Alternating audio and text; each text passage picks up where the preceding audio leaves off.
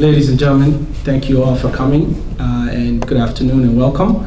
Before we start, I would like to have the special guests from the Boston Police Department formally introduce themselves one by one. Good afternoon, and I want to thank you for inviting the Boston Police Department here today.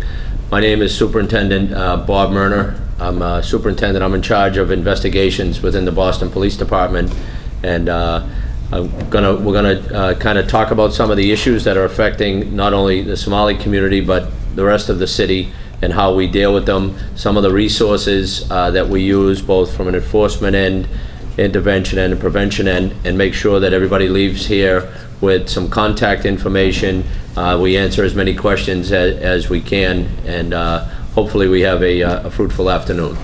Thank you. Good afternoon. My name is Kevin Buckley. I'm a superintendent with the Boston Police Department. Currently, I'm the Commissioner's Chief of Staff. When I first stepped up to the microphone, this gentleman asked me to translate into Somalian. I can't do that now. Maybe by the time I leave, I could. But I just want to let you folks know that we're here to work for you, the police department, and with you, and correct any problems that may be coming up. So use us as a resource. We'll leave you contact information for any issues that you have, and we'll be available to help out. Thank you. Thank you and good afternoon. My name is Kelly Nee. I'm a Deputy Superintendent with the Boston Police Department.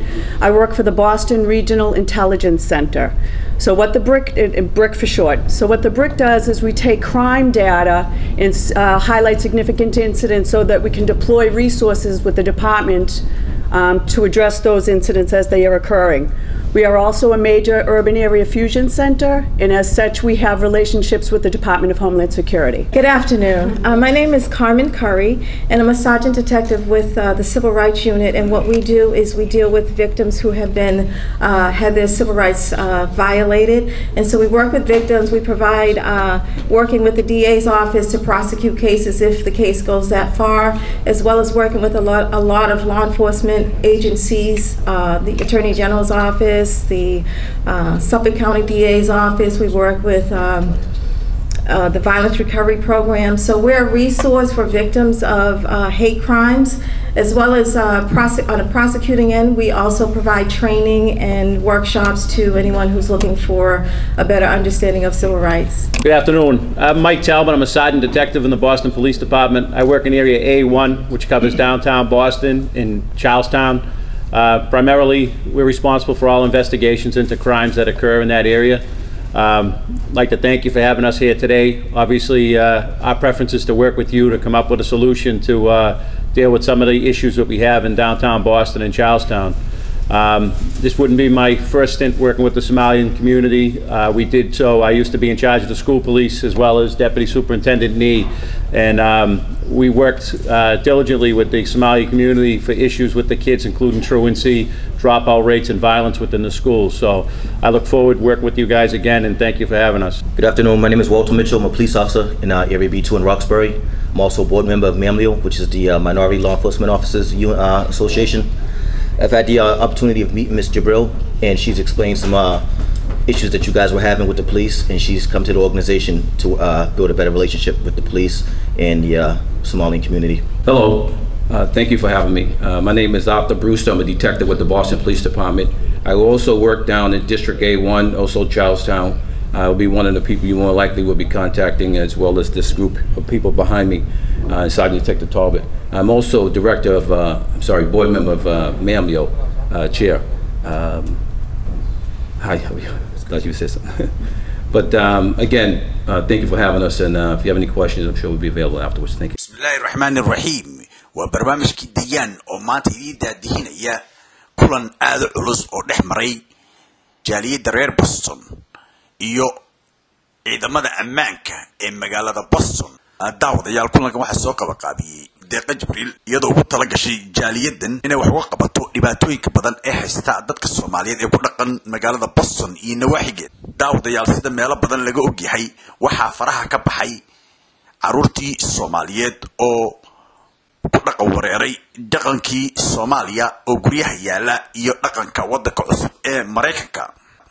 haddaba daawadayaal waxaa sabtidii la soo dhaafay lagu qabtay kulan aad u ballaaran oo ah kii noociisa ay ugu horeeyay oo aysan marna ku guuleysan gudiyada jaaliyadaha ee ka dhisnaa magaalada Boston kulanka oo ay soo qabanqaabisay deeqa Jibriil oo adkaysa weyday dhibaatooyinka haysta qoysaska Soomaaliyeed siiba dumarka Soomaaliyeed iyadoo oo doonaysa in ay awoodeeda isugu geyso inay wax ka qabato dhibaatooyinka ka taagan magaalada Boston ee ku haysta jaaliyada Soomaaliyeed deeqaya iyadu waxa ay tahay gabar aad u fircoon runtiina la xiriir aad u wanaagsan siyaasiyiin meel sare ka haysta gobolkan Massachusetts iyo wadankan Mareykanka sida John Kerryga madaxda ka ah State Departmentiga iyo Elizabeth Warren oo iyadu ah senator u matasha statekan golaha aqalka sare ee wadankan Mareykanka dabadaawdayaal kulankan oo ahaa kulan aad u ballaaran runtiina jilibka la isku aastay jaaliyada Soomaaliyeed iyo booliska ama ciidamada ammaanka oo runtii aad u xidha ciyaalka Soomaaliyeed ee ay ku kaliftay in ay geystaan falal dambiyeedka oo ay madaxa ka xadaan dad iyagu aad iyo aad xagga maskaxda uga jiran oo u dhashay wadankan Mareykanka kana faa'iideysta dadka iyagu aan aqliga ku filan aan wali yeelan ama wali dhalaanka ah waxa kulanka daadihinayay Maxamed waxa aayadaha Quraanka iyo isagana ku furay mijir waxaana kelmadii wacdiga ahayd ka soo jeediyay Sheekh Ismaan kadibna waxaa la guda galay kulankii oo ay ugu horeeyeen isbarasho barnaamijkan waxa ay soo diyaariyay Abdullahi South Korea يعني هو حسين فين واكن داوشو نكسن بسم الله الرحمن الرحيم قل يا أيها الكافرون لا أعبد ما تعبدون ولا أنتم عابدون ما أعبد ولا أنا عابد ما عبدتم ولا أنتم عابدون ما أعبد لكم دينكم ولي دين صدق الله العظيم بسم الله الرحمن الرحيم الحمد لله رب العالمين وصلى الله وسلم على نبينا محمد وعلى آله وصحبه وسلم أجمعين السلام عليكم ورحمة الله وبركاته سلام كدب كلمة بالغير ماشا كجيدي الله وحليه سبحانه وتعالى وتعاونوا على البر والتقوى ولا تعاونوا على الإثم والعدوان إلى وحليه وحاسكو كالميستان وحكستو وناكسن إيا سمفل إن لسكو كالميستو تنو وحي كمي تهي وحيابها إن اسكو كالميسان أي تهي إن أنكوض الشقينو وحي إنو دان أنا اسكا دافنو تفرارقا إيا اسكا هرئماتكا إيا اسكو فرحا قفضو وحكو عبري أدو كو دعايا مركا واحد وفرح ديد ma jirto marka sidaa darteed waxaan ka wada hadlaynaa waa awlaadayada dadkii nala shaqayn lahaana halkaan inoo joogaan laba arrin baan rabaa inaan ka dardaarmo oo kaliya kan hore waxa weeye annagu markaan wada joogno xaqiiqda aan isku sheegno maxaa yeelay haddaan annagu wax kala qarsanno waxba noo suurageli maayaan ثانيا إلهي أن كحرانه سبحانه وتعالى ودد إلهي كحران أن أهانه ثالثا وقضب أذق وحن جعلان لها هذا عروت عن كهلن وعروا وين كوا يرير يجنا هلا إلى عليو وحيابها لو إلى علين كران والله بقى الرمود مد هو الرئيس ودين الإسلام كا إن المهل لو إلى عليه تنلبات وإن لقد الصومالي قال لو إلى عليه لقد الصومالي وحيابه بدن أو عندكوا إن دريمين أو فائدة باجرته عنق الصومالي كهلا انت بدن انه بدبادي وبدنته هنونك إلهي بها سبحانه وتعالى واحد دعانا ان ودجر وودا قبسنو وحي انو دنو نلو شيغنا ان سيدي تahay aan u raacno mesela dad baan hortaagan haday u arkaan xalka si annaga maskaxdeena qaadan karto inaan qaadano waxa dhici karta in la isku raaco ko mid labaad inaan annagu guddi iska sameeyno waalidiina deeqana way joogtaa guddigaas waalidiinta iyo deeqaha isku xiraadeen problemki soo kordha hal xaliyeen hal loo geeyo dadkan si xal looga gaaro xalka ma aha in la xara kaliya ma aha kuwa xir arrimood in laga hadlo kuwa jeebaysan in arrimahooda laga hadlo kuwa mataqaana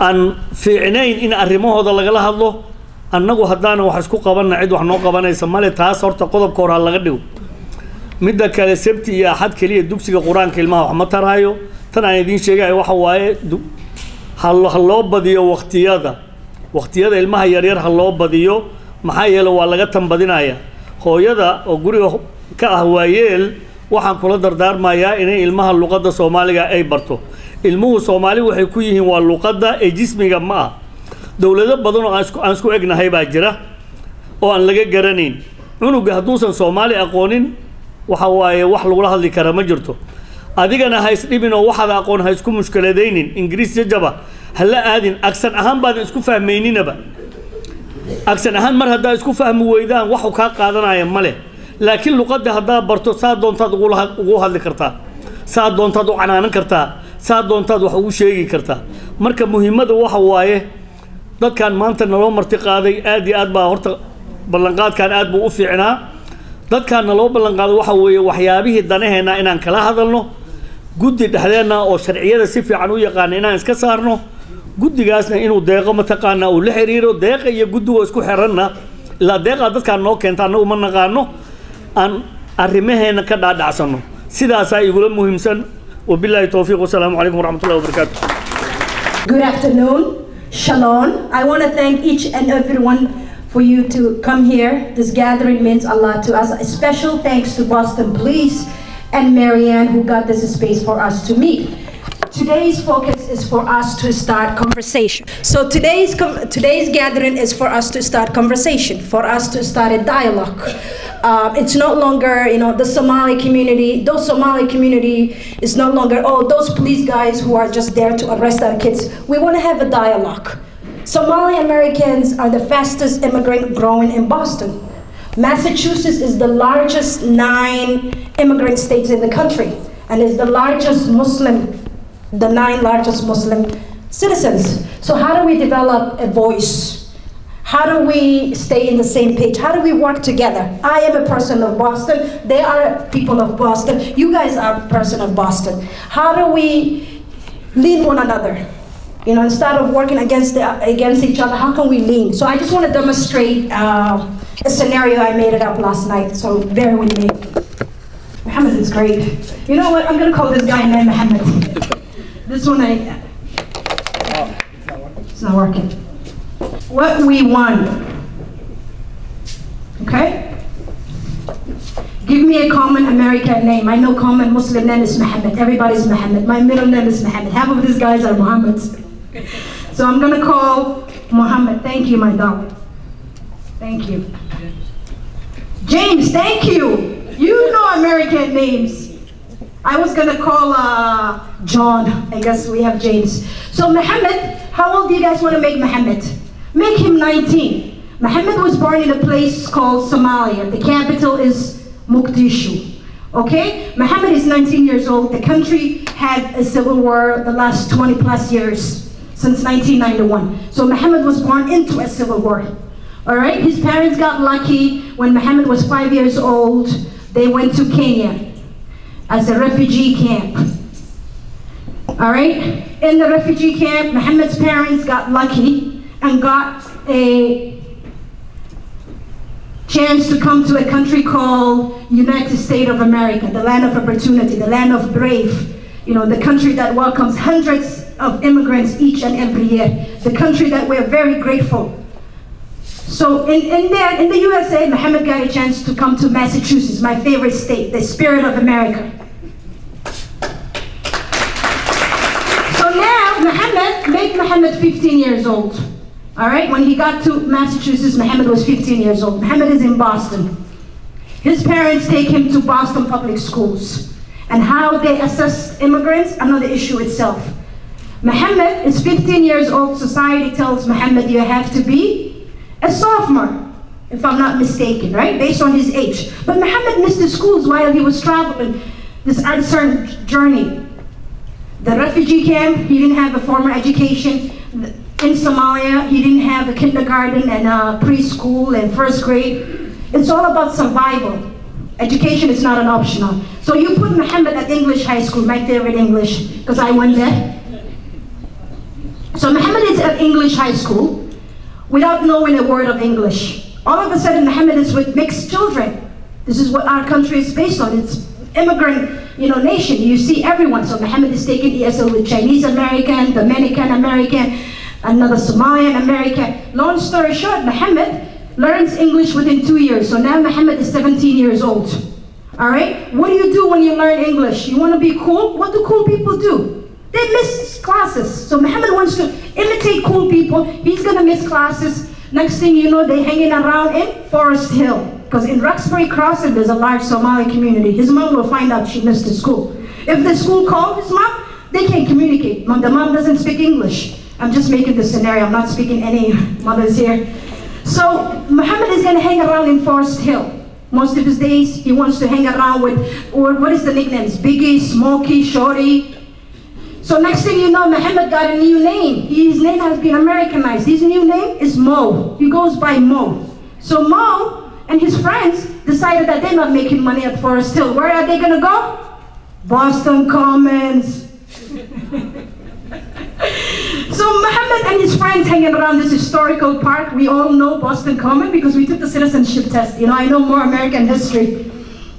So this park means a lot in the country, not just as Bostonian. So Muhammad and his friends, they get high, they want to act tough. All of a sudden, they chasing the rich white woman who's walking down the park with her dog. I take my 4 little kids to skate and they want to come after me too because they're not going only after Americans. The cab drivers at night, they can't go there because they want to pick on the cab drivers too. Hitman and his friends, they don't care who they pick as long as they pick on somebody. So long story short, Muhammad gets in trouble. Muhammad is in deep, lack of better word, shit. Sorry for my Somali. So when Muhammad, poor Muhammad, he's naive. He doesn't know the systems are placed and how many strikes he has. Who's Muhammad? Muhammad is black. That's one strike itself. We all know it. Muhammad is also immigrant. Whoa.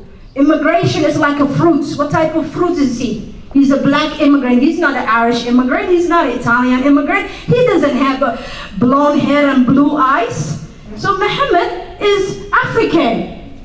East African, where is that? Is that where starvation happened? Is that where they abuse women? That's the myth. I'm just exaggerating, guys. So Muhammad, second strike is he's Somalian. Third strike is language barrier. Muhammad only been to this country 2 years. Can he defend himself? No. He does not speak English fluent. That's another barrier. Ooh, you guys ready? I'm gonna bring the elephant in the room. You guys ready for me? Muhammad is Muslim. I had a friend, I took a leadership seminar. When she says Muslim, her shoulder would move. She would say, Muslim. So we had to travel to Israel. I went to Rabbi. I said, Rabbi, I'm getting offended. Did you notice when she says the word Muslim? I'm saying it in a peaceful way, but she's putting in more negative, Muslim. And he said, you know what, she's a good person. Why don't you get to know her, DJ, one-on-one? Have a coffee with her. It's like you go to a boss, you complain, and then he tells you solve the problem. Why are you my boss if I'm solving the problem? Why is he the rabbi who put, an atheist and a Muslim and a Jew and a Christian together to work in a social justice seminar? Long story short, we had to go to Jerusalem, so he made me sit with her. We went to Boston to Philly, from Philly to Jerusalem, 13 hours straight flight. He made me sit next to her. And I had to sit in the middle. And then when I got there, the hotel, guess what? I find out we were roommates. I went to the hotel and I said, what is this? Small, I'm American, Somalian, everything has to be supersized. The bed was small, the sink was small, the food, everything is just small. Next thing I know, she comes in with her luggage. I'm like, thank you. But now we are great friends, long story short. Because we both had our own fears. So Muhammad is a Muslim, all right? We all know what's like to be what? What did the Americans say? Driving while black? Well, guess what? We experienced living in America while being Muslim. That's what we need to add on the dictionary after 9/11. Each and every one of us sometimes get picked on based on how we dress. Lieutenant Carmen, you run the Civil Rights Department. I didn't know there was such a thing, Civil Rights Department, until I needed it. I was walking Roxbury, dressing like this. Sometimes I'm Americanized, I wear my jeans and hat. You won't tell I'm a Muslim. So when I'm wearing this dress, I had rocks thrown to me. You Somali, dirty, nasty, go back to your country. My kids were born at Brigham. I'm a woman. I came here at the age of 10. I'm a personal Bostonian. I know the streets of Boston more than I know in Mogadishu. I mean, at the age of 10, what can you remember? You know, I am still in my, 50s, just kidding, in case you can't tell. So, long story short, Muhammad is a Muslim, right? Let's talk about James. I talked about Muhammad and then how many strikes he has against him. James is, he was born in Boston. He's Bostonian. His father is well-known police officer. He went the best Catholic school. He came from a wealthy neighborhood. Muhammad and James, they live in different worlds, but their path will cross. James is in charge A1. In case as Somalian don't know, that's the police station in Boston Commons. James' job is to control Boston Commons. So James, all of a sudden, he's gonna get what? An email saying Somalis are terrorized in Boston Commons. So James is a smart guy who went to Princeton. You know what is he gonna do? He's gonna Google Somali. When he Googles Somali, what is he gonna see? Civil war, Al-Shabaab, radicalization, starvation, 1991 group of Somalis being coming. Is that where Somali history began? No, we had a history before the Civil War. We had a history, whatever craziness going on in Mogadishu, Somalia had a history. He doesn't have time to research, so he's gonna call group of expertise. Okay, this is his expertise. He's gonna call guys like my new friend there, Superintendent Bob. All his expertise, none of them are Somali. So how are you gonna solve this problem? Officer William will say, you know what? We dealt with the Dominicans, we dealt with the Covarians, we dealt with the Haitians, they're immigrants. Let's deal with them the same way we dealt with previous. No, banana and apple, they don't have the same taste. What worked in the Haitian community will not work in my community. So how are we gonna solve this problem, guys? James is under pressure. Beacon Hill got money and they vote. That's why when I tell you guys the importance of voting, politicians will pay attention to you. So they got money, they vote. Before the news picks up, we have to solve this mess that Somalia and our youth are causing. Muhammad, who calls himself Mo, he's having identity crisis. He's not accepted in Boston, and he cannot relate to what's happening in Somalia, the tribal complex, the Al-Shabaab crazy radical groups. So what is he gonna do? Did anybody ask what Muhammad is feeling? I'll tell you Muhammad is feeling. Muhammad is feeling frustrated, isolated, alienated. Muhammad is helpless. Muhammad is vulnerable. So if I'm evil woman, we all know that they are criminals who are motivated. Same way we're motivated to make a change and help each other, there are criminals out there who are motivated to commit evil stuff. So if I find Muhammad is vulnerable. Muhammad would listen to me. If I'm, what's the guy name they were making a movie, Bulger? If I'm like Bulger, he can be the next one, God forbid. If Muhammad can be, whatever evil you want to commit, Muhammad is vulnerable. He wants to belong somewhere. In this culture, he's not accepted. In Somalia, he can't relate to it, so he's in a mess. Well, how is James feeling? James is frustrated too. He's under pressure. He got bosses to report to. He has to solve the Boston Commons. So how are we gonna make Mo and James work together? James wants to make the commons safe. He also wants to make his soldiers safe. Each and every police that James sent to Boston Common, his job is to make sure they go home safe. We want to make Boston safe too. Boston is our city. So how do we work together? Mrs. Carmen, I'm going to put you on the spot. I experienced hate crime. I am a woman who came here at an early age, who have been Americanized, who is the founder of the African Council, organization that empowers Africans. There are 75,000 Africans in Massachusetts. I worked gubernatorial Patrick's campaign. I was offered a job in Florida to help Obama mobilize an immigrant community that was not only Somali, a mixed immigrant community. I worked with Elizabeth Warren as a field organizer. I started a business called African Mall, subleasing 6 established business in 1127 Harrison Ave. I know how to navigate the system, how to not only my needs, but my community needs. When I had teenagers throwing rock to me, I felt helpless. All of a sudden, this woman who's powerful, she worked hard, she's politically connected, I didn't know what to do.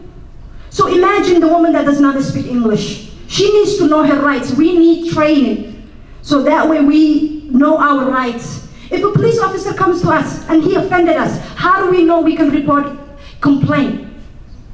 You know, how do you teach your department to be diversified and sensitive with us? You know, when I ask you to start food, the man went first. It's cultural. You know, we're not offending our women. This is how back home is. So how do we understand each other? Going back to James and his expertise are putting more money in Boston Commons, because Boston Commons, like I said, is the governor's office, our politician's office. There are people with money. There's another group called Beacon Hill Civic Association. All that, all the money that you put in the park, put it back in the community. These children, they listen to us. They're our children. Same way you love your kids and you want the best for your children, we want the best for our kids. 1/3 of the mother here, their sons have been arrested. For what? Minor stuff, things that we can work together. You know, I want to make Boston safe. They want to make Boston safe. You want to make Boston safe. Let's make Boston one community. Back home, we say it takes a village to raise a child. Let's make Boston that village. Boston can be that village. I understand when James is in deep pressure. People in Beacon Hill, they don't care if Mohammed is connected with service or not. They'll say, take the problem out of my backyard. They don't have time. But if you give Mohammed an outreach, if you reach to us, we can solve Mohammed. Mohammed is one of us. Mohammed is feeling isolated because in Somali culture, you can't wear baggy jeans, saggy jeans, and walk like you're limping. When we see him, we say, what's wrong with you? He's already, we're looking down on him. We need to work, we need to help him.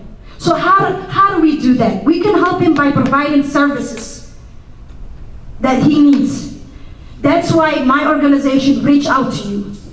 This issue been going on the last 10 years. Have you seen a Somali organization reach out to you? No, because I'm tired seeing mothers crying to me. I don't want my children to be the next victim. So how do we work together? How can we build a strong foundation? How can we diversify your police station? I have Somalis who fought in the Iraqi war when Senior Bush was there. They couldn't make it to the police station. They applied. I have guys who have a master's degree in criminal justice. They can't get to the police station. Why not? Don't you know this problem can be solved if you have a police Somali officer easily than dealing with Caucasian officer? We need Somali American police officers. Do you know what happened in Minneapolis and Toronto? You know what they have in common? Group of Somalis went back home to Mogadishu and commit suicide bombs. And the police in Minneapolis and Toronto learned the hard way. Unfortunately, each and everyone learns the hard way. So now they pay attention to the Somali community. I'm asking Boston Police Department, let's not wait until something happens. Let's work together. We all want to make Boston safe. And let's put, Beacon Hill already got money. Let's put the money back into the community. This problem will be solved. When I came to this country, Dudley, oh, it was a scary place. There was not a lot of Somali. A few of us that were here, we were scared to go there. And now, Dudley, it's a paradise, what it used to be before. You know? So now, Boston Commons, right? You guys did a phenomenal job in Dudley. Roxbury's changing. Let's do that phenomenal job together at Boston Commons. You know, those mothers are helpless. Let them, do you think they brought their kids to be arrested and be in jail because they have all these strikes against them? Oh, what did he do? He stole an iPhone, or he broke a hand? Give him 2 years of jail then. They brought their kids here so they can get a better opportunity. Some of them never went to school because their grandmother never went to school. Women are not allowed to go to school. Long story short, they want to give their kids the best education. So let's make Mohammed, let's give Mohammed the services he needs. Mohammed has the potential to be the next Governor Patrick. Mohammed has the potential to be the next Marty Walsh. So let's make Mohammed a proud Mohammed for all of us. We have many choices to make. You know, we could ignore it and put a band-aid where the wound is and keep arresting our kids. Or we can be part of the problem, both of us. We can hate the police officers for arresting our children, or we could solve it together. So I'm looking collaboration. I'm looking very devoted to work with you. We need help. That's why we reach out to you. We don't want to see our kids ending up in jail. So how can we work together? You need our help. We need your help. Let's be a family. Good afternoon, and very telling video. I'm going to agree with a lot of things that were said here, and I'm going to disagree with about 40 to 50% of it as well. And I know sometimes that can be unpopular, and not necessarily disagree, but talk about some of the issues that arise. First off, I agree 100% that the police department has to reflect the community, and if we don't have Somali officers, and one of the things that I did yesterday was I went to Human Resources to see if we had any Somali officers in the Boston Police Department to assist me here, and we don't. So that clearly is something that 100%, and just so you know, Superintendent Buckley is here. He's the Chief of Staff of the Police Commissioner. He's here representing the Police Commissioner, and we already spoke about that's an outreach thing, that's something for recruiting, and 100% the law enforcement community has to be reflective of the overall community as well.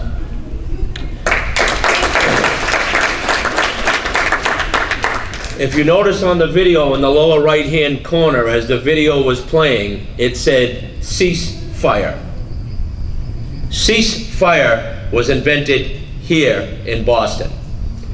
And just to give you an idea of how things work, and if you take Muhammad out of it, and I agree that we can't police the Somali community the way we police the Cape Verdean community, the way we police the Dominican community, the way we police the Italian community, the way we police the Irish community, on some fronts. And on most fronts, we absolutely can police the entire community the same way. And I think that's what you're looking for. So when we started this concept in Boston, in 1990, we had 152 homicides in the city of Boston. By 1995, we cut it down to 33. And no one under the age of 18 was murdered for over 2.5 years. And that was a result of operations that were put in by folks right at this table. It was ceasefire, it was nightlight, it was home front, and when Deputy Nee and Sergeant Talbot get up to speak to you, they'll talk about some of the things where we can extend some of those programs to include the Somali community. When we go to home front, we go to the homes of the youngest children that are just starting to go the wrong way. We will bring with us members of the Somali community. If the Imam wanted to come, or if we wanted to do a walk along in Boston Common and kind of see firsthand the things that are going on. You mentioned the Dudley Triangle area. It's very near and dear to all of us. I grew up in Mission Hill, and every Saturday at that time, my mother didn't drive. She never drove a car in her life. But she would put 5 of us in tow, 4 boys and 1 girl, and we walked every single Saturday to Dudley Street. That's where we shopped. As a matter of fact, one of my best friends owned Solfaro Shoes, which was right on Washington Street. It's right where the Chinese restaurant is on Washington Street. Unfortunately, Mr. Solfaro was murdered during a robbery when I was playing Little League. I was 11 years old. But Dudley changed dramatically 4 or 5 times in my lifetime. So I know what she's talking about. It got to a point where I grew up in Mission Hill. We walked to Dudley, we shopped at Robel's, we went to Bradley's, we went to Solfaro Shoes, and then it got to a point where, because of the color of my skin, I was not allowed to walk down to Dudley Street. We were not allowed to shop on Dudley Street, and we felt that and basically what we got from the police was, well, why are you coming here? Well, that was the closest place to shop. So it goes very cyclical, and now as we were talking, Dudley has been transformed. But Dudley has been transformed because of some of the things that we're talking about here. When we started to look at the problem, we realized that the Boston Police couldn't do it alone. It wasn't our job to do it alone. We needed to enlist the community. And the first thing is enforcement. If there are folks out there that are breaking laws, committing crimes, violent crimes, we need to remove them from the community. That's the first part of community policing. But the key element that we put in the 90s was the intervention and prevention part. When there was folks like we talked about who are committing some crimes that are on the fence, then we bring them in. We have a sit down with them, we meet with probation, we meet with the courts, we meet with the district attorney's office, and they have the opportunity to fly right, and we'll help them and offer them services, or if they want to continue breaking laws, then they're going to get the same type of services, but they're going to get them in jail. And the last part was prevention. The youngest siblings, the youngest children, we need to reach them early on so that they start learning from a very early age that the police are not to be mistrusted. And we dealt with a number of these same issues in the Cape Verdean community, and I'll just give you an example. When I first started to work in Area B in 1986, the Cape Verdean kids were basically victims of the American black and the Hispanic gangs that were taking place there.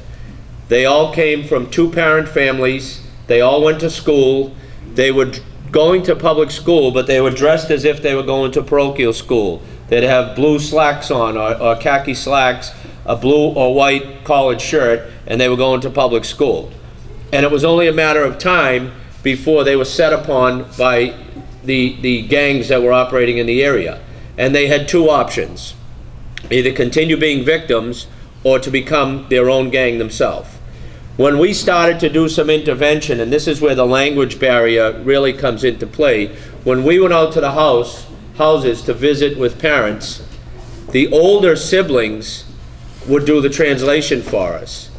And what they were doing was they were telling the parents that the police were there because they were being too strict with their children and that they couldn't do that here in America.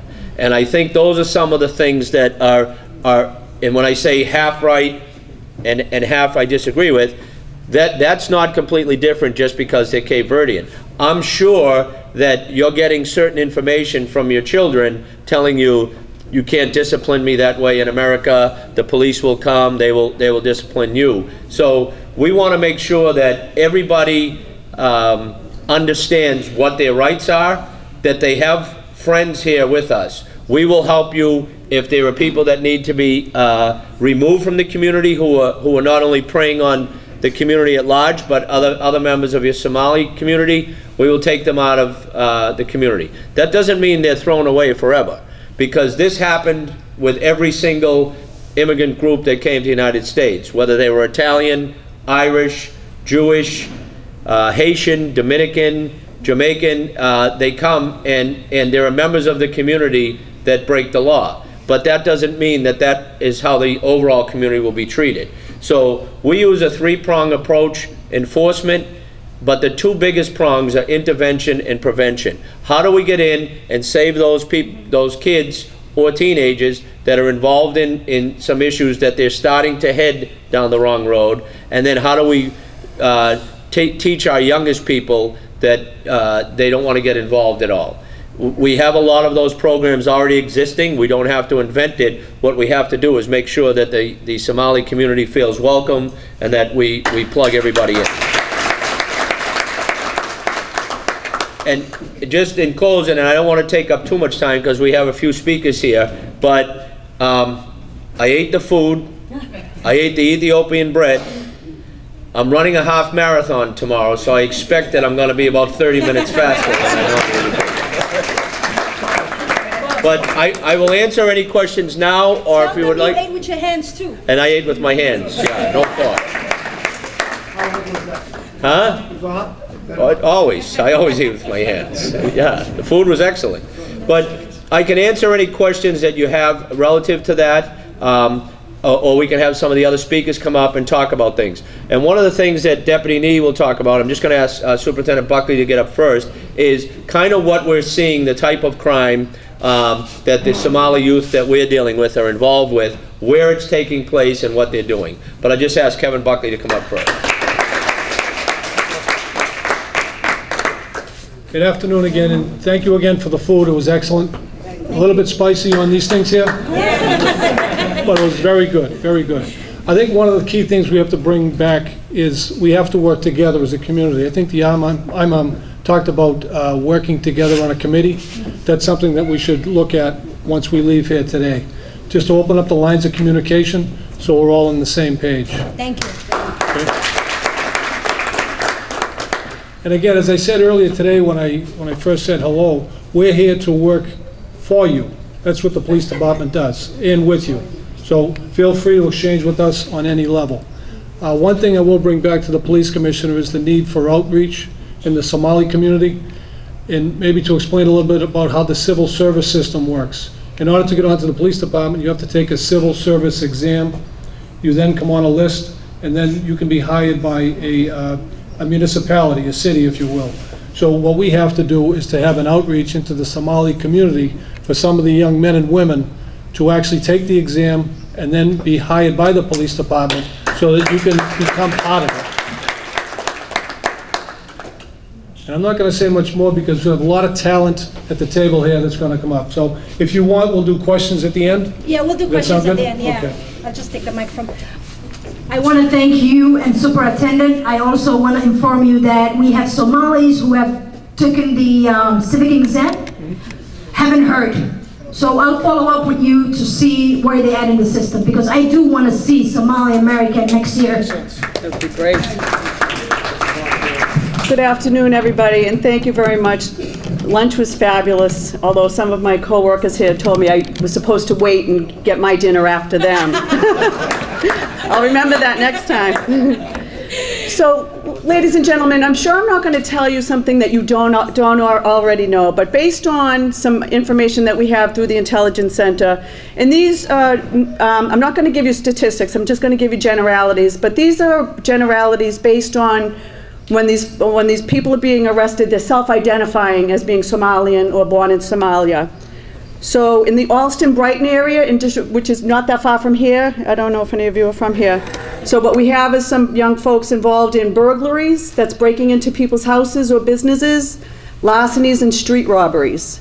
They're known to target college victims, because we have a big college community over here, so some of those kids are being targeted. Also involved in some very sophisticated check fraud schemes, and I think Mike Talbot can talk about that a little bit. And this isn't unique to the Somali community. Criminals are criminals no matter who they represent, you know. Involved in some drug use and small-scale drug distribution around the Boston College area. Involved in some larcenies of laptops from the library over at Boston College. We've had some reports of that.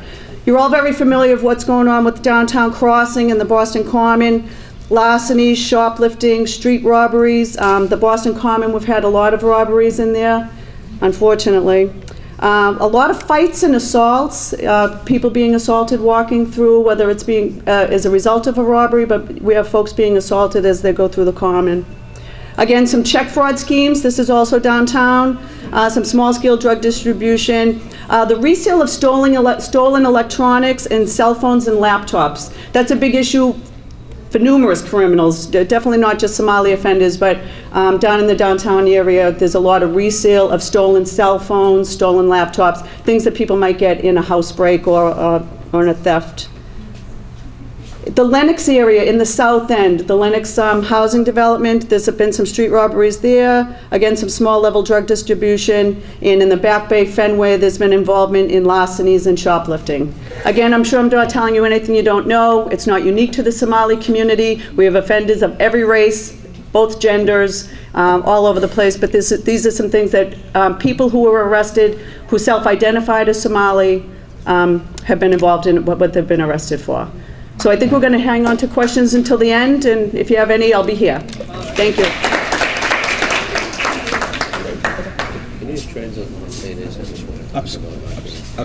Just one of the most important points that I left out, and I thought of it as Deputy Nee was speaking, is she made a point. This is not unique to the Somali community. This is every community, and folks need not be embarrassed. They need not be embarrassed that their children are involved in crime, because there is not one of us here that don't have friends or family or others close to us that cross the line. This is not unique to the Somali community. Irish break the law, Italian break the law, Dominicans break the law, Jamaicans break the law, Asians break the law. So you need not be embarrassed, but you need to work with the police so that we can help solve this problem. Thanks again for having us. The food was great. Again, I'm Michael Talbot. I'm a sergeant detective assigned to Area A1 downtown. Before I get into Area A1, I'm more on the enforcement side of things. We do the investigations, we get involved in some community outreach, but a majority of our work is doing investigations on solving crime. Prior to doing that, I used to be in charge of the school police. Like I mentioned before, we had a terrible problem at English High School with the Somalian kids getting beaten up on their way to school at Forest Hills. So we worked with the community. Unfortunately, that should have continued. In the school police, there's as the superintendent had mentioned, there's a program called Homefront. What Homefront does is it takes somebody, a member of the clergy, and we have all walks. We have Muslim, we have Catholic, and we have mostly Baptist ministers. We go out, we identify, or the school department identifies kids that are having issues. They're on the borderline of committing crimes, on the borderline of dropping out of school. The clergy go with the family. They have a unique ability. One is to be able to communicate with the parents. Most of them speak the language, so in your case, they would speak the Muslim language and be able to communicate with you. So ideally, what we'd like is for you to identify a member of the clergy that you think would be willing to drive along, and I'm sure Superintendent Murn and Superintendent Buckley can arrange for them to now become part of Homefront, which will bridge that gap. I can tell you when you... Up here you talk about Mo, and you talk about Mo at the age of 15. From the school department perspective, I can tell you, age of 15 is too late.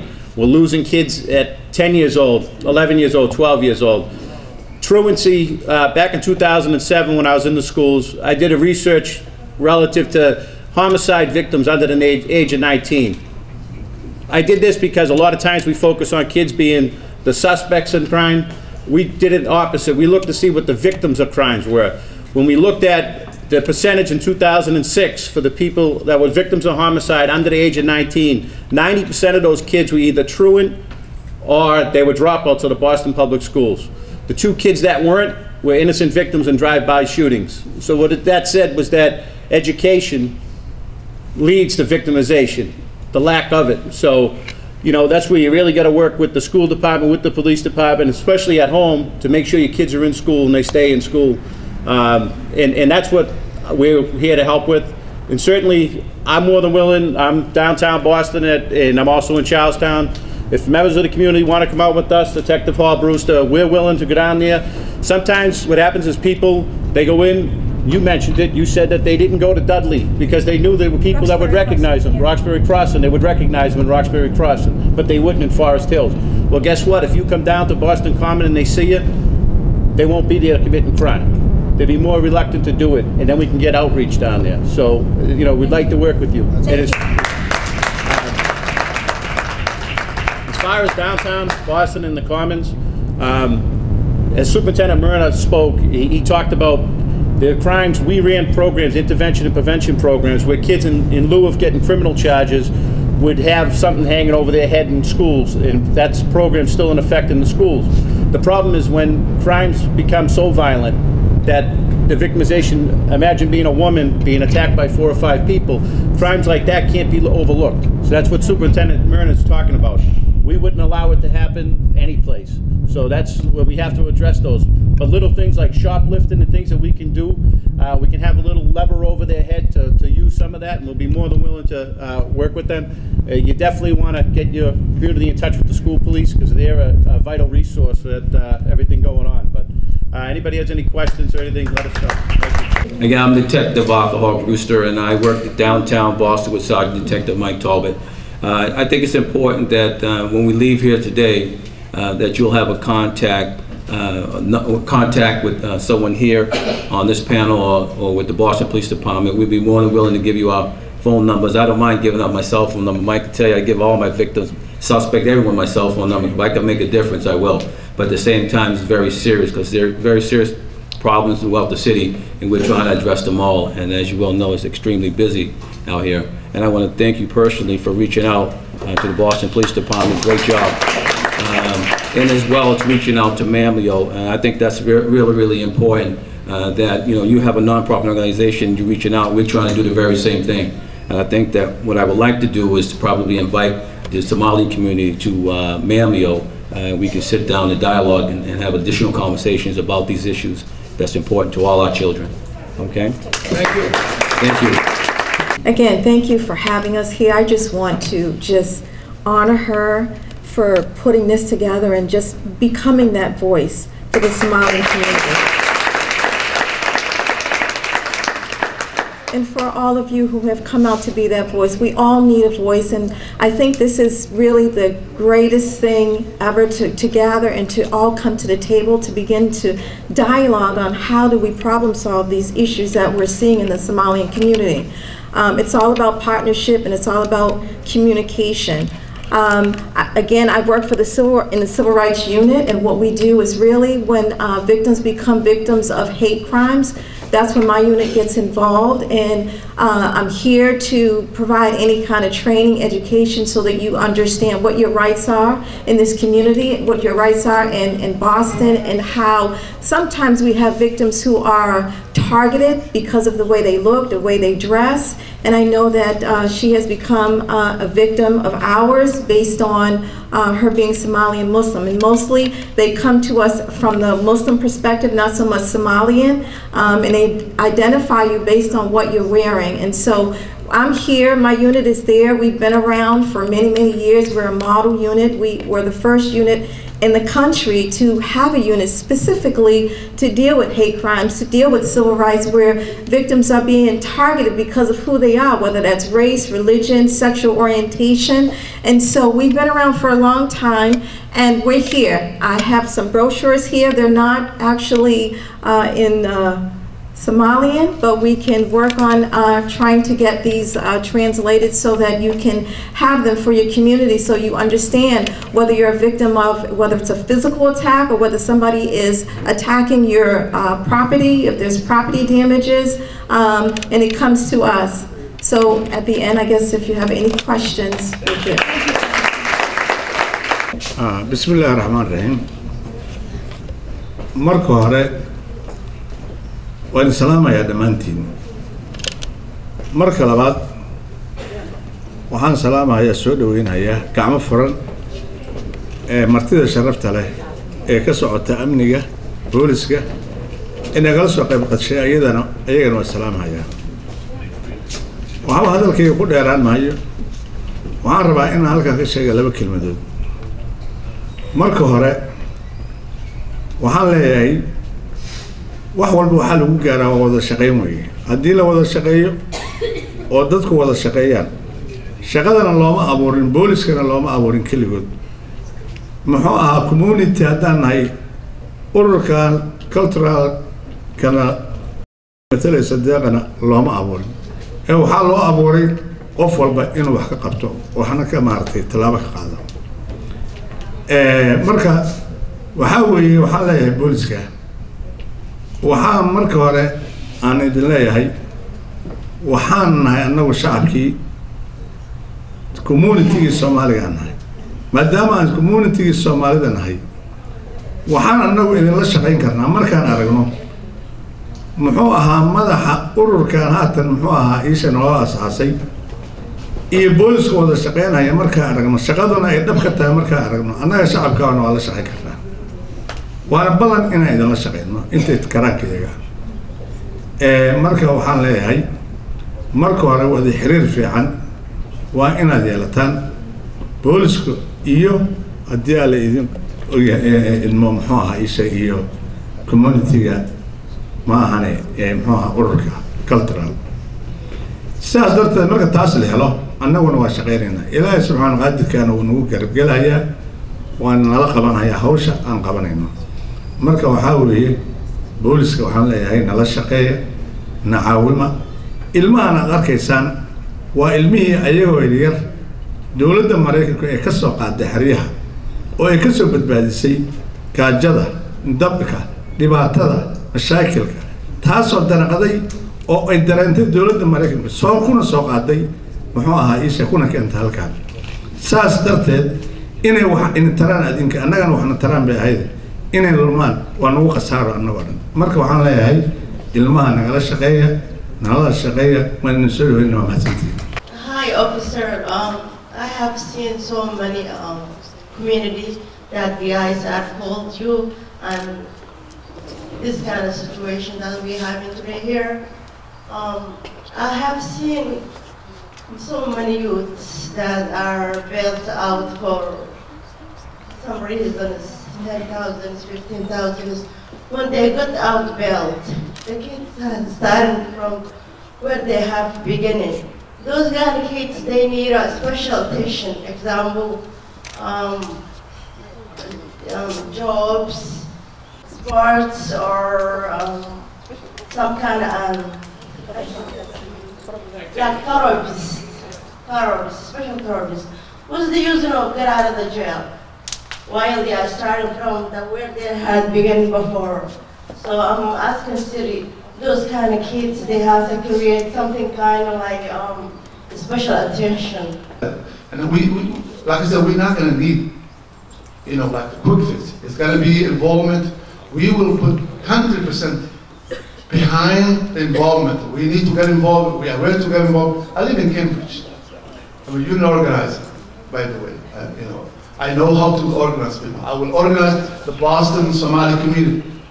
I will organize. I'm 100% behind that. We need to do that our part, but we need good programs. It's not going to be like that. My sister talked about when the people come out. This is the Boston, the Boston city. Mayor Walsh, I think I saw you Thursday morning in East Boston. I saw you. I was there when he was with Boston Police Youth Enrichment Program. We were talking about that. I was there, and a lot has been going on, and a lot will happen. But we are here to work with you. But I want to see the next recruitment. I would say that. I want to see the next recruitment a Somalian police officer, please. That's what we're. Thank you very much.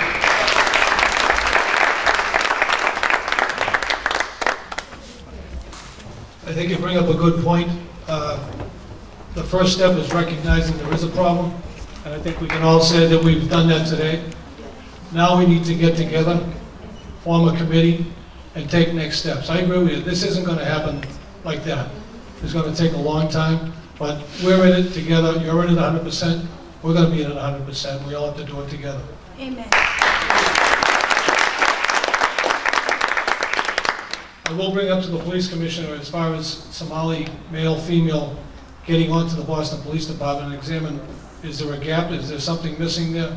Obviously, if people have taken the civil service exam, we have to find out where they've fit on the list, basically.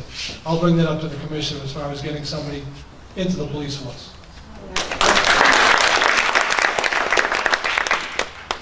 Thank you, Yusuf. That was a great question. They got it. They want to be engaged. We want to be engaged. Going forward, we'll follow up as an organization.